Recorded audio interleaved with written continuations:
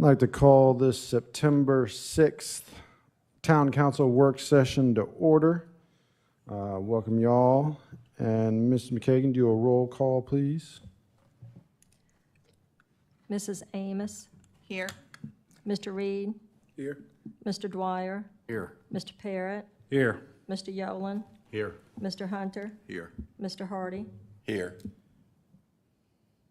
Thank you. First item on the agenda is just the adoption of the agenda.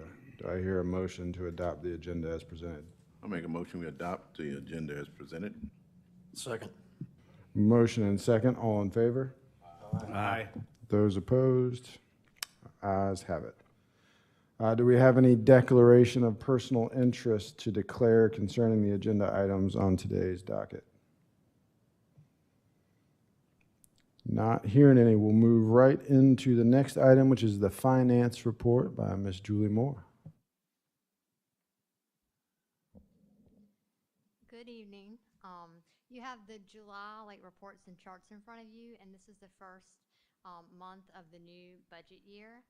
For the revenue, overall total revenue should be about 8% of what's budgeted at this point in the year. However, if you compare the year-to-date revenue to 1 month of budget, we're not quite at that point, and there's several factors that cause this. One is the taxes and business licenses are not collected monthly, but at certain points during the year, so these don't show up as actual revenue, whereas the budget is assuming 8% of taxes and business licenses were collected in July.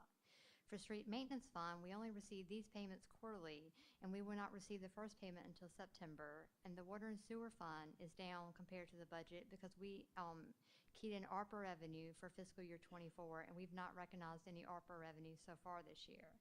And the airport fund is down as actual revenues is based on the reimbursement request, and we haven't had any so far this year. When you compare July this year to prior July, we're slightly down, and that's mainly driven by the airport fund because last year we had a lot of ongoing projects, so we had requested revenue, and this year we haven't requested any, so that's down. But the general fund and the transportation fund are slightly up. The general fund slightly up due to the investment earnings that we're getting every month, and then the transportation fund's up because we renegotiated our contract with Longwood, so that's slightly more, and we also sold a bus, so we have that revenue coming in. The water and sewer fund's down compared to last year, and that's basically attributable to less consumption of water and sewer by the citizens this July compared to last July. Expenses compared to the budget should be 8%, but it's well below that, and that's again because the department heads are keeping a watch on their budgets. When you look at expenses compared to prior year, they're also down, and that's because we don't have the golf course. Last year we had the golf course expenses for July. We don't have them this year. And last year we paid for the dispatch radios, which are approximately $600,000 in July. We don't have that expense this year. Any questions on the revenue and expenses? Okay, I want to give you one more heads up. So next week I'll give you the interest for the month. Make good of that one because the following month it won't be as much because yesterday it hurt my heart, but I had to pull $2 million from LGIP to cover some ARPA spent money that we'd spent. We've been using our operating cash to pay for these things like the splash pad, the fire truck, all of that we'd paid for, and I hadn't moved that money down because we'd had it in our operational money. So I had to pull that to replenish our cash there. And then the VIP, we pull $600,000 to make the debt payment for this upcoming month. So that means we don't have as much money there invested, which means we won't be earning as much. So just want to let you know. Any questions? I'm trying to break it softly. Yes. Do we have any questions for Ms. Moore at this time? Thank Okay, you. Thanks. Next item on the agenda is discussion of amending FY 2023-2024 classification and compensation plan. Mr. Davis, are you speaking to this? Yes, sir.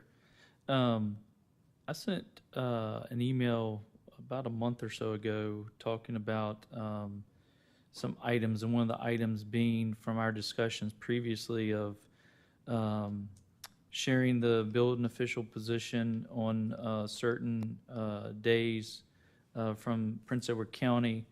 and then the need for local code enforcement. And in looking at that, we also felt like we could reduce the use of the building official if we had a residential code inspector or official, in that a lot of our permitting is residential in nature, and that's a different certification level than commercial or the building official one. And so we may be able to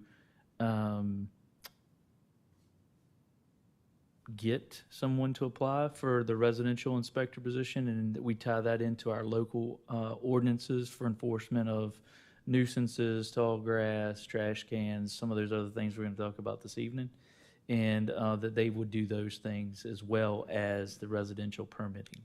And that person would be here on a regular basis, full-time, every day.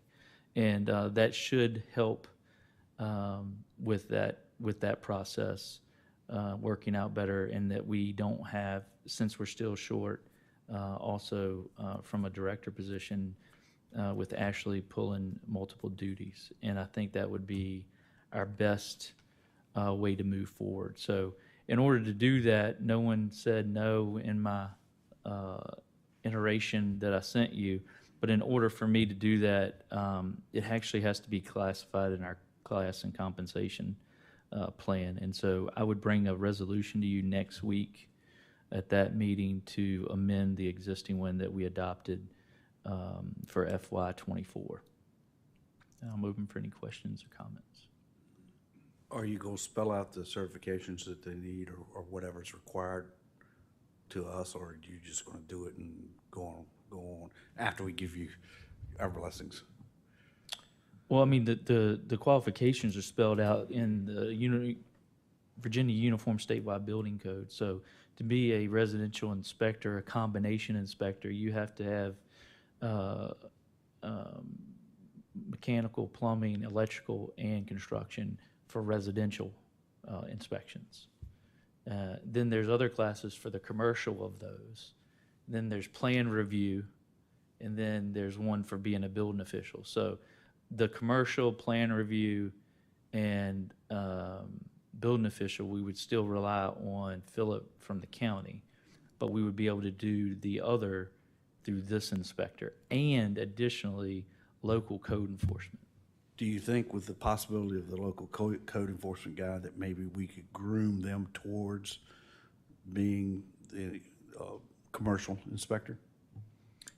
I think down the road, yeah, we could do more, but I think to get the entry level position at what we can get somebody that maybe doesn't have experience, that we can put out to get that experience, or hopefully get someone that has that experience and come here.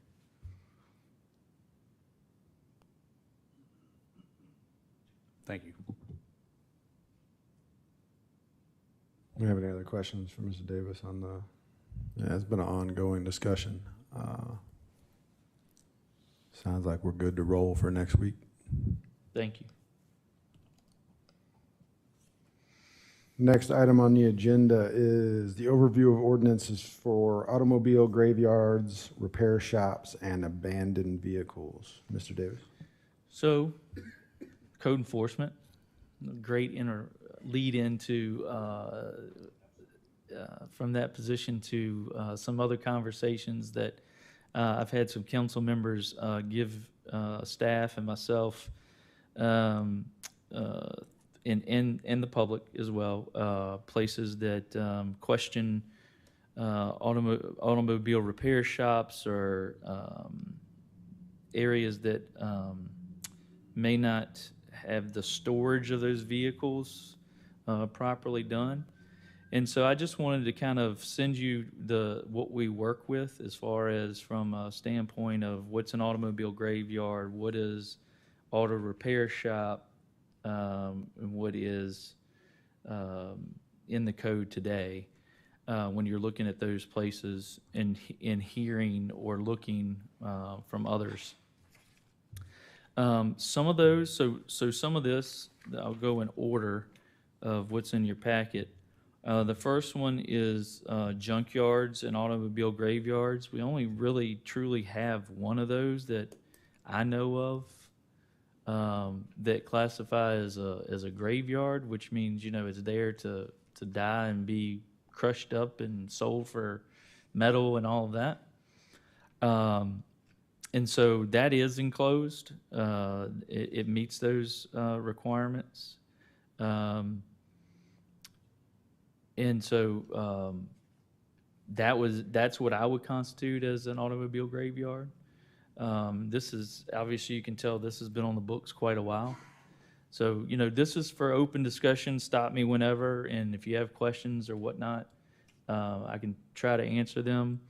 What I'm seeking here, I guess, this evening is, what do you like in the existing, and what are some ideas that you think we should be, or would you like for us to look into further of whether we are permitted to add those or change that in the ordinance? Of what you feel or what you're hearing from individuals would make it better. So I don't think there is any issue with that piece as far as that being defined and what's out there now. The next piece is relatively new because of our zoning code change in 2020. That's the automotive repair service, and that is ones that do minor and repair and maintenance of automobiles. Obviously, I told you in there that in B1 it has to have a conditional use permit. B2 it has to have a conditional use permit, and B3 it's by right. The majority of the ones we have were here before this ordinance, obviously. And then in the language after that, you'll see that automobile repair services shall meet the minimum standards. And so there's 4 different standards that they have to meet. In the prior ordinance, which was, it stated that they had to be in an enclosed or some type of barrier blocking their view.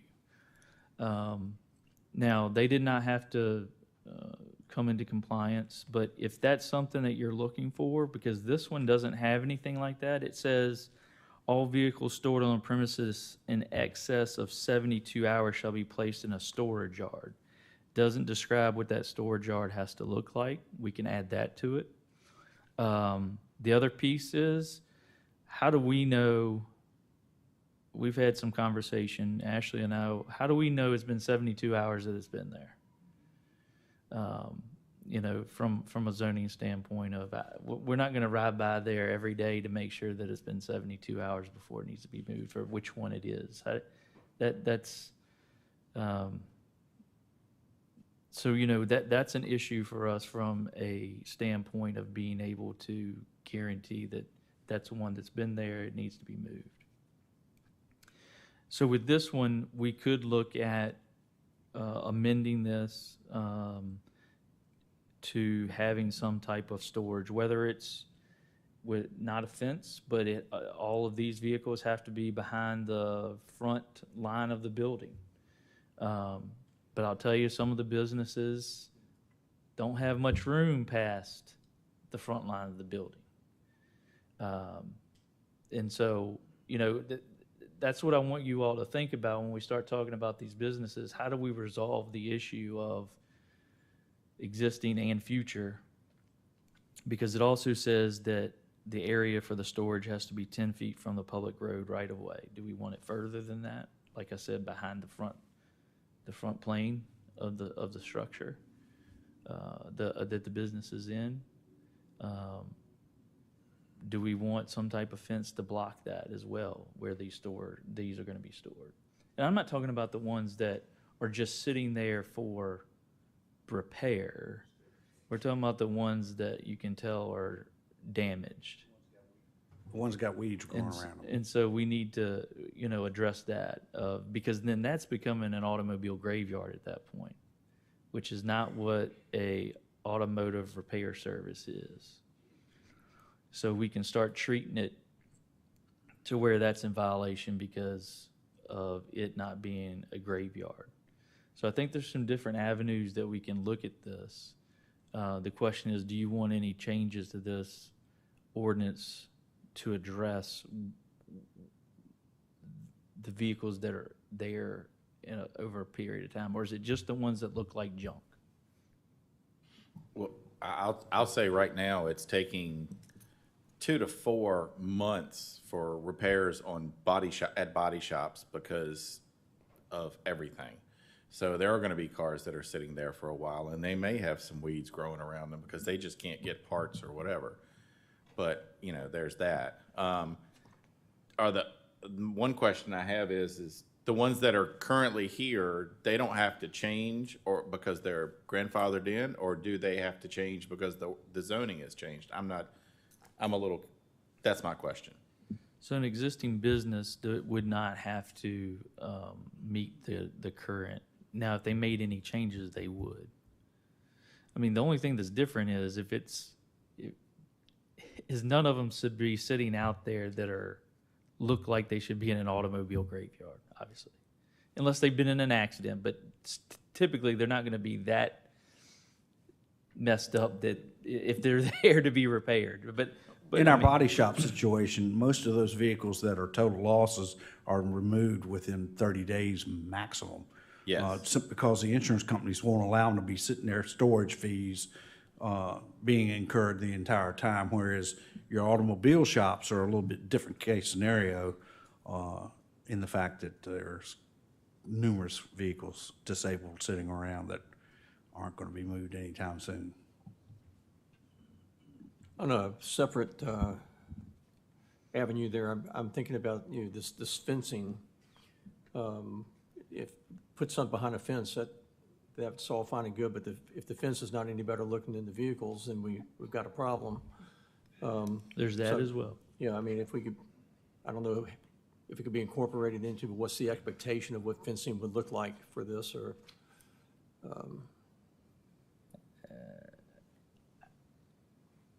I don't think you can get that detailed. I mean, you can say that it has to be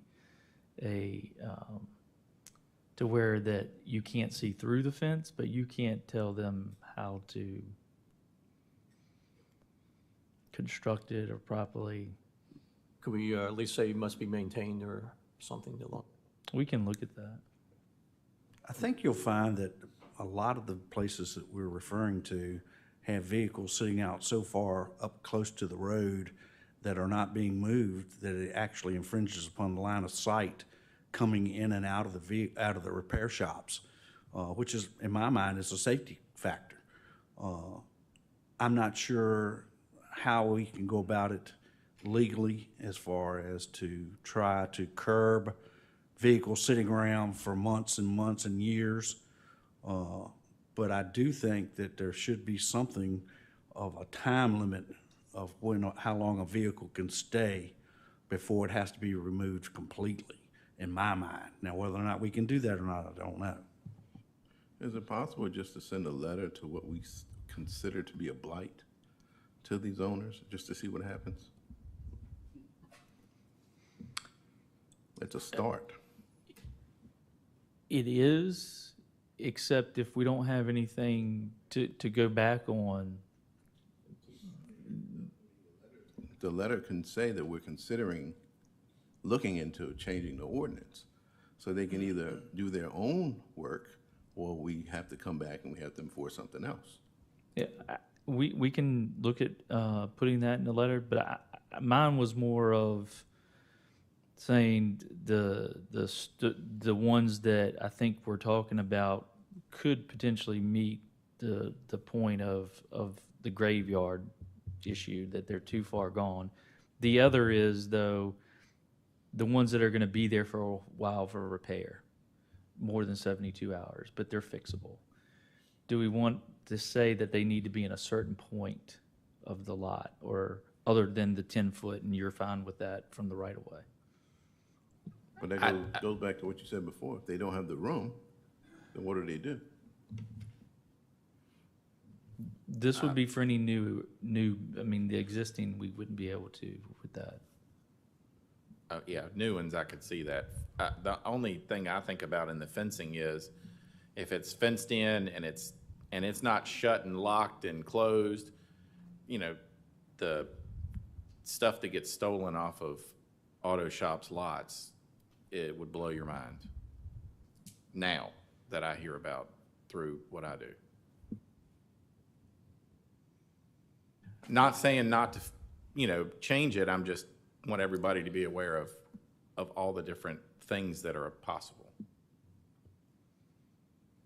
In my mind, I see a growing number of disabled vehicles that have been sitting for years, that are growing, in essence, around town to the point of where I think they are mini graveyards, which I think personally should be in violation of what our current ordinance is. And if we were to enforce that, I think you could remove a lot of vehicles. So why don't we do this? Why don't we try to tackle the entities that have vehicles that appear that they belong in a graveyard, automobile graveyard, and deal with that first, and then see if that somewhat solves the problem, and then we'll come back and revisit this other, if there's any other changes for the repair service piece. I agree. I think that's an excellent idea, and I'll contribute this. I think you could possibly use the premise of a current inspection sticker to determine how long that vehicle's been sitting there. I think you'll find that there are numerous vehicles sitting with 22, 21, 20, 19 inspection stickers still on them that have been sitting for quite a while. All right. And then the only other one I want to draw your attention to is we do have one for areas of what I would consider residential areas that we do try to keep an eye on as well. And those are inoperative vehicles that somebody might have in their yard that has to be shielded from view. And so that's another one, but I don't feel like that is as large as the ones that we've been hearing about on commercial property. Don't we have something in place for that, as far as to where if a car is covered with a car cover over it, that meets the standards of keeping it out of Correct. sight? Correct. Only one.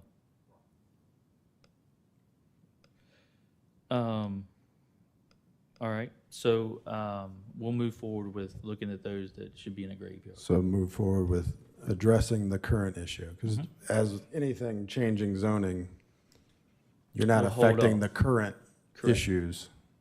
You're just affecting the future. Okay. Next item on the agenda is of somewhat similar vein, placement of containers at collection site and removal of same. And this is in reference to some trash can issues of folks moving their cans in and off the street on collection day. Correct. So I just wanted, since there's been some conversation about this before, I just wanted to get everybody to review the ordinance so that we're aware as we went back and looked at it. And actually, you know, even the people that, as you review this, even the people that just pull it off the sidewalk is in violation of this. It's technically supposed to be 5 feet behind the building line or screened as to not be visible from the street except by prescribed placement for collection. So, not that it has to be screened, but it has to be behind the front plane of the house by 5 feet. So not just taken from the curb the same day by midnight. It says to a certain place in your yard. So we can do that. The problem is there's no teeth to it. In other words, we send them a letter and they don't do it. There's no punishment. So who's going to continue, who's going to do that if there's nothing for them behind it? So my question to council is, do you want me to come back with some idea or proposal of some type of fine that we can amend this to have some type of fine for those that do not remove or following the code as prescribed? I think that'd be an excellent idea, and I'd also like to have like maybe a probation or warning first offense warning, and then possibly a fine to follow or something to that effect. So I was thinking in the area of, we have, so a little different, but we have alarms, false alarm citations. And correct me if I'm wrong, is the first one or two a warning? So, you know, the first one we could decide is a warning. The first two maybe is a warning. The next one's $50. The third time in a year is $100. And 3 or more is $200. And every year it starts over. So from January to December, you get a free get out of jail card come January, the first 2 times you leave it. And then after that, we just start sending you a letter and put the fine on it, and it increases until 3 or more, and there's a set amount. So It won't take long before somebody gets a fine, and then it gets a lien on their property for X amount of money because they didn't put their trash can back. So what about the rental property? It'll go on the owner. The owner's responsible for the renter. Well, how far are we gonna take this? Are we gonna say, well, it's gotta be 5 feet behind?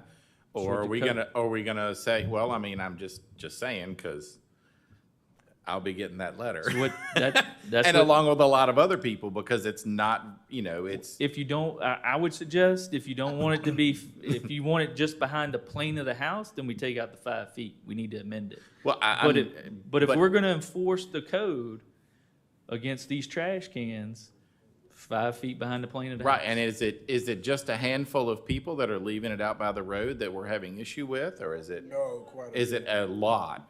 And are they more, like you said, of people's rental properties and things like that? I'm just asking. I mean, we don't look at whether they're rental owners. We don't get to draw distinctions. It's just a universal policy that's either followed or not. So But you can put it behind we can change it to the front plane of the house, which means it can sit right beside the front of the house. That'd be easier because I don't know what's 5 feet, because I can't go on your property to measure 5 feet either. So when you said the plane, are you referring to just the front wall of the house, 5 foot back from the? So, yes. Okay. Yeah, I'd say remove that 5 feet plane. I mean, at least people could put it right there, or, I mean, I know some people would love to have them put behind the house, out of the way. But some houses, it's not very easy to do that. Just Or it in says, general. or screen not to be seen. Right. So in other words, if you have a little thing in front of your house and you can't see the trash can, you're good. But if you don't have a screen of some type covering it, you gotta have it behind the plane of the house. which explains why my house used to have a screen. It's not there anymore. So my question is, do you want me to work up something about a fine to add to this and get Gary to review it from that standpoint and amend it and take out the 5 feet and just be behind the building line? And the screens wouldn't, and that being said, to keep somebody from, and I'm not saying it's not okay or okay, I'm just saying this is a discussion. What if somebody goes right to the edge of the sidewalk, right at the front of the yard, and they stick a screen up and they stick their trash cans behind it? Then it's still out of sight, but it's still kind of out there. Where do you draw the line? That's what we're here talking about. Yeah. Technically, it's screened. But it'd have to be all the way around, not just the front, if it's going to be that close, because you'd still be able to see it. I would like to see you follow through with exploring possibilities of fines and follow-ups for this. And I personally would like to leave it just like it is, as far as the code's concerned, 5 feet behind the plane of the house. I will say, I mean, the 5 feet is hard. I mean, I don't know 5 feet. It's easier if it's just behind the plane of the house, to be honest. As far as enforcement is Enforcement. concerned, yeah. I mean, at some point, like we were discussing At the earlier. end of the day, yeah, I'm going to it- say yeah. if it's behind, yep, 5 feet, sure. Because I don't know what 5 feet is without going on the property. Adjust accordingly and come back with a plane of the house will be fine. All right. Is there a consensus up here that we put it behind the plane of the house and then there's a warning to fine mechanism? I agree. All right, there you go. We'll come back in a Well- month or so and have something for you. Little illustration of local government. You open up one little box and all of a sudden a lot more comes out. All right, next item on the agenda is discussion of an ordinance for revenue share for solar energy projects. Mr. Davis, up again. So I bring this up because if the town were to have an interested party in having solar in the town of Farmville, we would need to have a revenue share, and I'm sharing with you what the Prince Edward County has as for under their chapter for taxation. So there's a in July 1st of 2020, there was a law signed by the General Assembly and the governor regulating revenue share for solar energy projects. And in order for the locality to have any taxation on someone's business venture of solar projects, you would need this ordinance in place in order for the town to get some type of revenue from that project. And so my question is two questions. One, are you interested in anybody having solar projects in the town of Farmville? And the second question is, if you're okay with it, obviously it would be a conditional use in town, so it's going to have to come here for approval no matter what. And there's also with that a siting agreement that is worked out between the developer and me, and then that's brought to you all for decision as well during the zoning piece. But in order for you to make the town, make any revenue from any type of project of this, we would need we would need an amendment to our taxation ordinance. I can only give you this as an example of what Prince Edward County has. So I'm open to whether you want solar to even be considered. And two, if you are, I would suggest you adopt an ordinance and allow me to work with our attorney to have a taxation that we would be able to have funds from that project. Are you referring to commercial and not residential? I'm talking about, in other words, a solar farm. But in essence, it would be commercial, not residential, correct? Correct. And if I read it correctly, they have it at $1,400 per megawatt created. That sounds like an awful lot. I mean, megawatts, 1,000,000 watts. So what scale are we talking about? It's a commercial operation, but I mean, how much does anyone have any idea how many solar panels you need and how long they need to run for a megawatt? I mean, it'd be based on the project. Like there's 7 megawatt projects, there's 20 megawatt projects. Is that a per year? Is that per month? Is that per?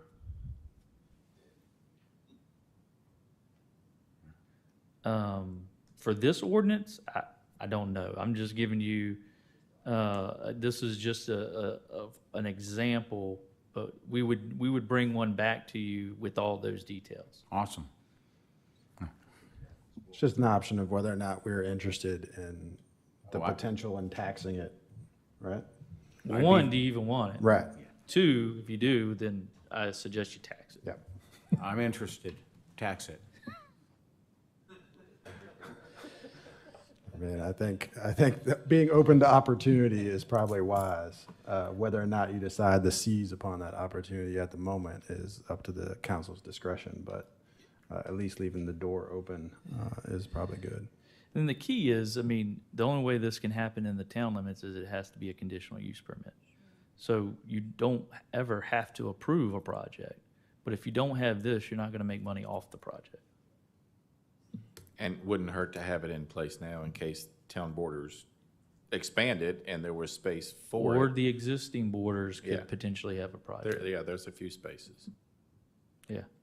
So is everybody okay with Scott moving forward with crafting an ordinance for revenue share for solar projects? I don't know that I'll craft it. Well, yeah. We'll work together. How's that? All right. Next item on the agenda, Riverwalk Phase 2 project. Mr. Davis. Yes. So we have completed. So let me walk you through. Do you have? Oh, thank you, Mary. So here is, if you look on your screens, you can see a depiction of. There's 3 phases, if you'll remember when we originally started talking about this. The first phase we have already committed to. We've been awarded the project through Transportation Alternatives Program from VDOT. That project cost is $1,074,670. There's a 20% match, which is the town's responsibility of that. And that construction is anticipated to begin summer of 2026. So that is your lime green version up there.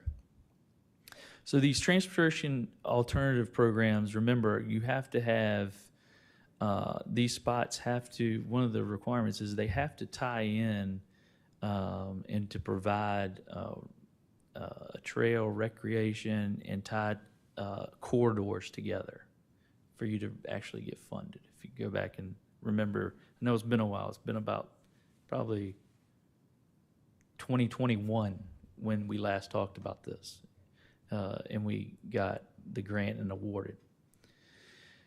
Phase 2 is the next piece coming off of that green area, which is what we have put in for conditional process for. So it goes through a conditional and gets evaluated, and then you get approval to put in for the actual grant itself.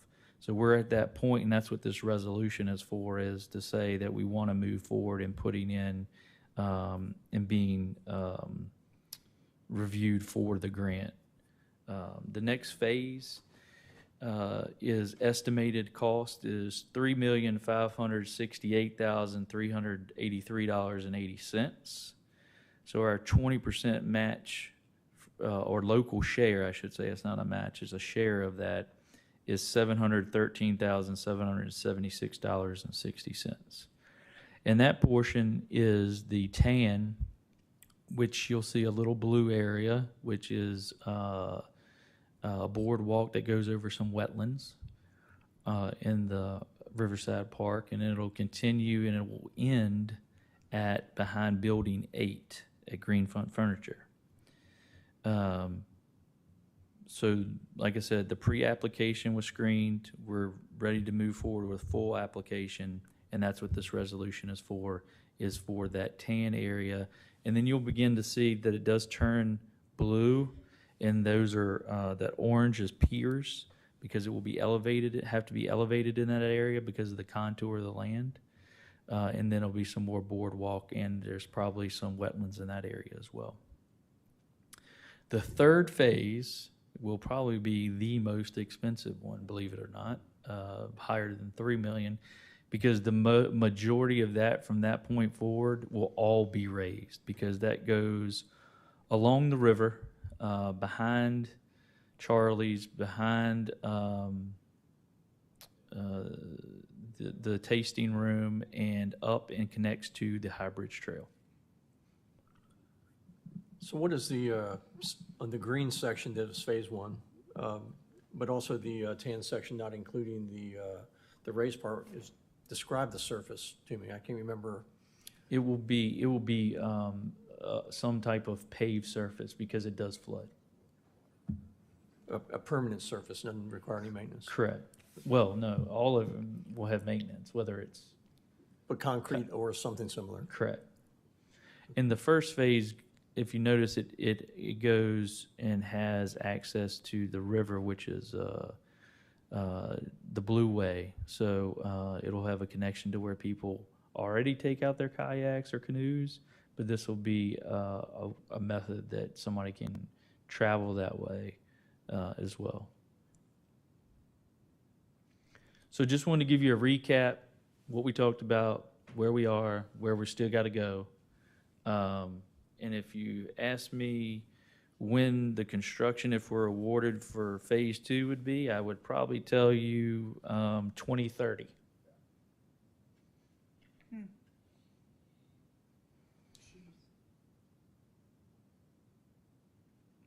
Long-term planning. Just my, if the current one's not being built till 2026, and we did the first plans sketch of it in 2021, that tells you about how long this whole process is going to be.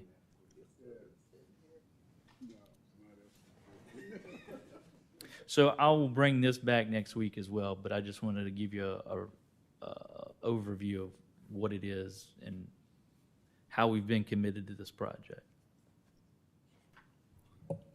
Long-term, long-term. Any other questions for Mr. Davis on the Riverwalk Phase 2? Not hearing any.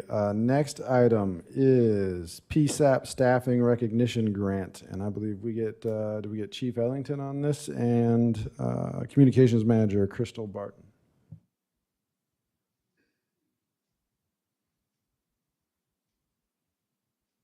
Good evening, everyone. Because dispatch falls under my domain now, I'm going to turn this over to our communications manager, who has prepared this presentation for you, and then I will follow up. Good evening. Thank you for allowing me to come and speak with you regarding a wonderful grant opportunity provided by VDEM, Virginia Department of Emergency Management. As you see in your packet, this grant provided by VDEM and the state of Virginia is to help address the staffing crisis in Virginia with hiring and retaining 911 dispatchers. Every 911 PSAP, which is Public Safety Answering Point, in the state of Virginia was encouraged to apply for this grant. The grant would be a one-time payment for each full-time dispatcher in the amount of $2,500, and for part-time, $1,250. The town of Farmville would be required to provide payments to the employees up front, which would then be reimbursed by VDEM. The only expense the town would be responsible for is the FICA, or the payroll tax, at roughly $3,700. After consulting with Ms. Moore, we can cover that expense in the funds already approved in the budget for dispatch. The grant would be in the amount of $48,750. That would include all of my staff of 18 full-time and 3 part-time. Awarding of this grant should be announced later this month, and if approved, I would like to go ahead and issue the payments to the staff immediately. This would include all dispatchers that have completed their probationary period and are dedicated to the success of the center. I believe this is a wonderful opportunity to show our 911 dispatchers how grateful we are to have them. I'm thankful every day to work with this dedicated and well-trained group of 911 dispatchers. For those having an emergency, they are compassionate, caring, and a calm, reassuring voice that help is on the way. I hope on behalf of the 911 Center, you will allow me to proceed with this grant application. Thank you for your time and consideration. So just clarify, technically, we've already applied for the grant because the deadline is already passed. The deadline was August 8th, or 15th. But there was no guarantee that we had to accept it unless you all agree that you are comfortable with us doing that for the employees. So that's the purpose of, we put in for the grant, and if you say no, all right. But if you say yes, then you have some employees that are happy. And I'll say this, is that this is not anything from the town, because, you know, in my position, you have to look at how does this affect all the other employees. But this is VDM and state funds, not town funds. I wish the Commonwealth would provide money for all different areas of employees. But for right now, the Commonwealth has seen that there is a tremendous staffing shortage in these positions, and how crucial they are to public safety, that they have put up the funds for this for communities. And it's a matter of applying and getting funds. So I just wanted to make that statement is that we're not picking and choosing. It's because this is what they have put out for employees of these positions, that they feel that they've seen this throughout the Commonwealth. Yeah, I noticed in the packet, I was like, oh, the date has passed. But it did, yeah, I don't think you're going to find any conflict up here with moving forward on that at all. Thank you, I appreciate that. You guys do a great job. So just, you know, I like it to be formal, so next week I'll have another resolution for you to say you agree with us to disperse the amount and all that from a financial standpoint. Yeah, gotcha. Thank y'all. Thank you.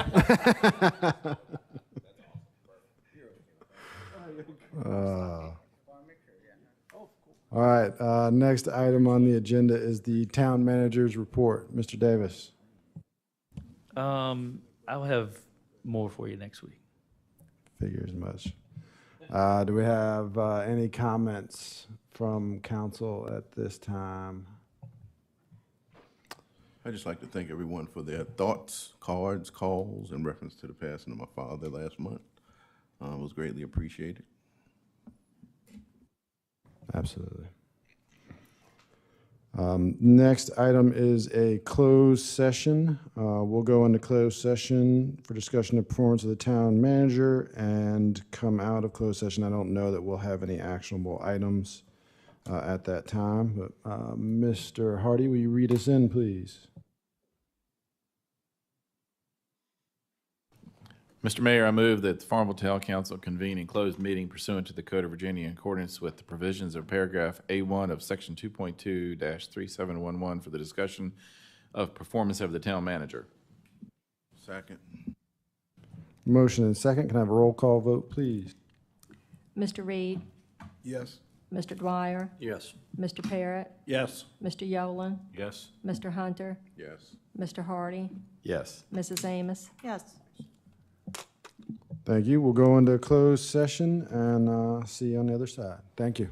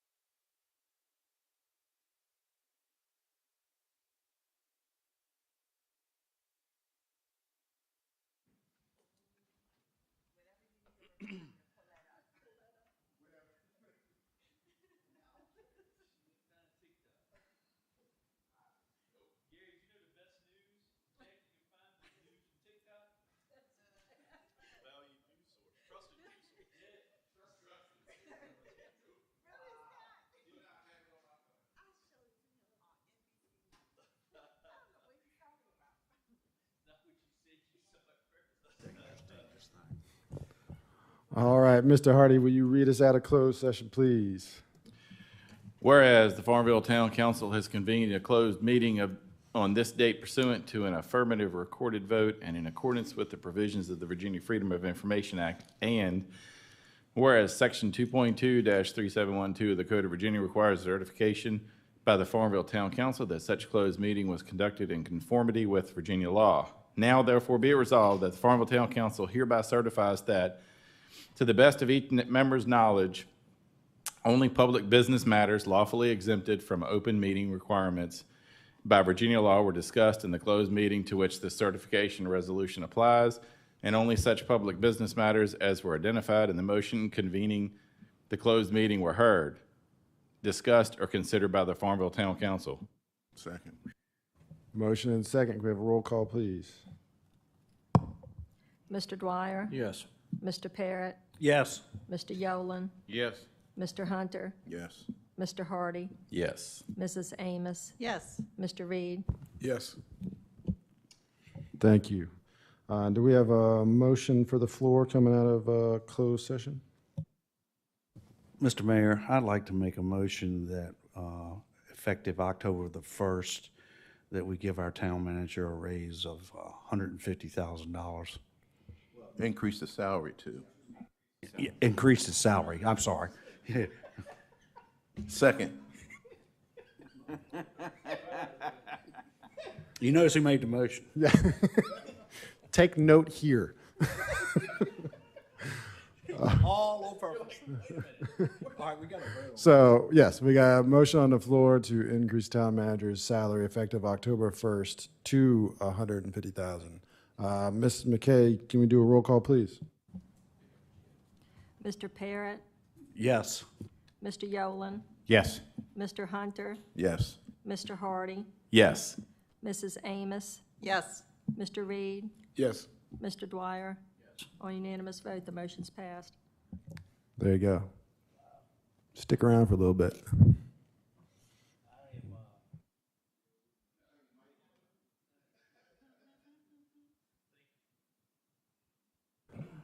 Do we have a motion to adjourn? So move. Second. Motion and second. All in favor? Aye.